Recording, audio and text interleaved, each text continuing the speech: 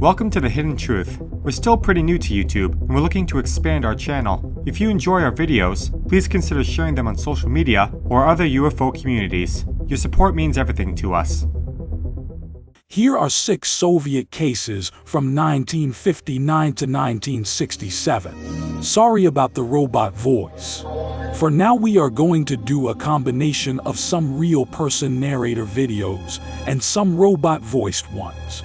By the 1960s, some extraordinary stories, largely unsubstantiated, had reached the Western media. According to science writer Alberto Finaglio, for example, in an article in an Italian journal devoted to missile and space research, which was subsequently condensed and translated by Robert Pinotti, 1959. UFO hovers over Soviet headquarters of Tactical Missile Command. Soviet radar and Air Force personnel observed UFOs circling and hovering for over 24 hours above Sverdlovsk, headquarters of Tactical Missile Command. In spring 1959, fighter aircraft sent to intercept reported that the UFOs easily outmaneuvered them and zigzagged to avoid their machine gun fire. My take: the Russian pilots must have been freaking out, as there was nothing they could do about the UFOs. 1961. Russians fire missiles at large UFO near Rybinsk. Finaglio, who claims to have obtained his information from Soviet sources in the West, including a well-known diplomat, also described other sensational sightings during this period. In the summer of 1961 near Rybinsk, 150 kilometers from Moscow, new missile batteries were being set up as part of Moscow's defense network. A huge disc-shaped object appeared at an estimated altitude of 20,000 meters, surrounded by a number of smaller objects. A nervous battery commander panicked and gave the order to fire a salvo at the giant disc, reported Finaglio. The missiles were fired. All exploded when at an estimated distance of some 2 kilometers from the target, creating a fantastic spectacle in the sky. The third salvo was never fired, for at this point the smaller saucers went into action and stalled the electrical apparatus of the whole missile base. When the smaller UFOs had withdrawn and joined the larger craft, the electrical apparatus was again found to be in working order. My take: it's a worst-case scenario for the Soviet commander, where a giant UFO hovers over his base, and even his missiles can't touch it. 1961. UFO stalls cars on highway near Moscow. On August 31, 1961, several cars were stalled on a highway 30 miles from Moscow when a UFO hovered on top of an overpass for a few minutes. The cars were unable to start their engines until the UFO left the area. My take: very common that UFOs disrupt the electrical systems of cars and airplanes. 1961. Passengers and crew disappear from aircraft. The following story was obtained directly from the Soviet Embassy in London by the British researcher Derek Mansell in January 1965. The report originated with the Moscow Aviation Institute, and a brief account was first published in the West by Alberto Finaglio in 1962, but Mansell's version contains some additional details. The incident is said to have taken place on an unknown date in 1961. According to the report, an Antonov In-2 mail plane took off from an airfield at or near Sverdlovsk, bound for Kurgan, with 7 people on board, about 80 to 100 miles from Sverdlovsk. Just after the pilot had communicated with ground control, the aircraft disappeared from the radar screen.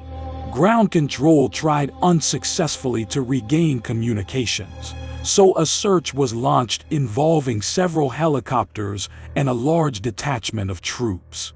Since the captain had radioed a position during his last communication, it did not take too long to recover the plane.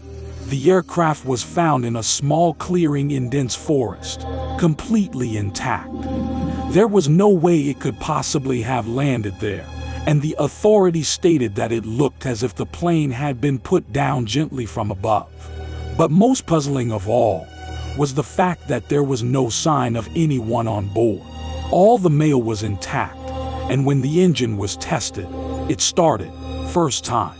The Moscow Aviation Institute report claims that an unidentified object was tracked on radar at the control tower, and that strange radio signals were heard at the time of the disappearance.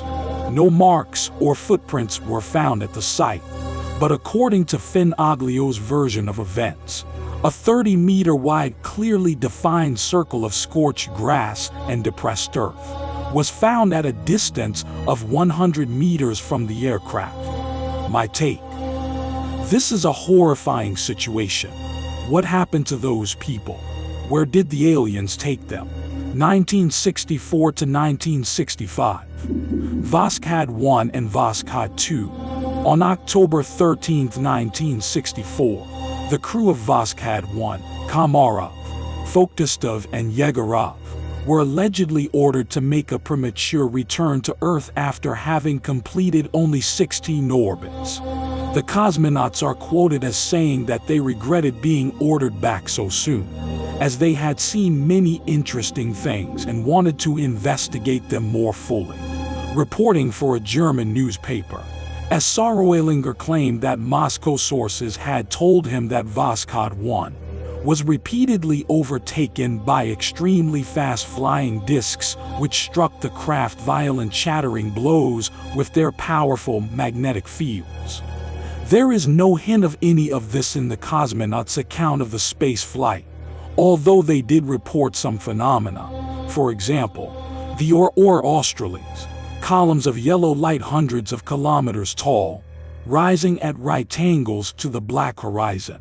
They fringe the entire visible horizon for about 2,000 kilometers. We were so entranced, we did not at once realize the nature of the phenomenon we were observing. There is also no indication that the cosmonauts were ordered to return prematurely. They report, when the time was approaching for the descent, we applied by radio requesting that the flight be prolonged for at least another day. We wanted to repeat the whole program, to check and double-check our observations, but permission was refused. Yet the rumors persisted.